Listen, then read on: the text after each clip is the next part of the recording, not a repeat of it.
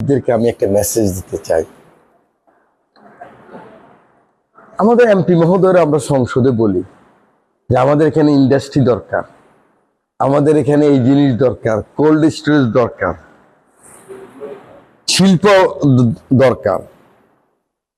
সরকার যতগুলি শিল্প কারখানা তৈরি করছে বা উত্তরাধিকার সূত্রে পাকিস্তান থেকে পাইছে, একটাও কি চলে?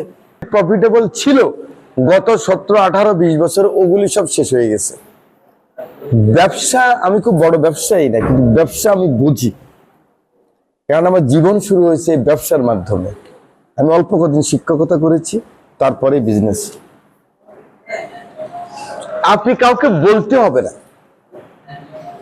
এখন যেই বাংলাদেশ, যে গ্লোবাল বিজনেস, আমরা বলি গ্লোবাল ভিলেজ, সারা পৃথিবী এখন একটা গ্রাম, যেখানে ব্যবসা সেখানে মানুষ। দক্ষিণ কোরিয়ার মানুষ চলে যেতেছে আফ্রিকাতে, আফ্রিকার মানুষ চলে যেতেছে আমেরিকাতে, আমেরিকার মানুষ চলে আসতেছে কঙ্গোতে। যেখানে বিজনেস সেখানে ছুটে যায়। রামগতির উত্তরবঙ্গের মানুষ রামগতি থেকে ভেন্ডি কিনে নেয়, কারণ ও দেখে এখান থেকে নিলে লাভ হবে।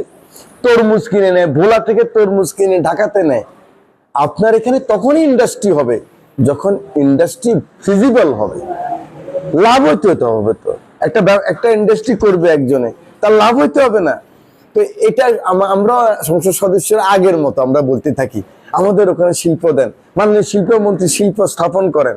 আপনি BIWTA, BIWTC 40টা যান ছিল আমাদের, সি ট্রাক ছিল, এই ছিল, রুস্তম ছিল, MB মনিরুল হক ছিল, ওইটা ছিল। কি অবস্থা আপনারা বলেন তো? 62 সালের সি ট্রাক এখনো চলে। এগুলি সব লুজিং কনসার্ন।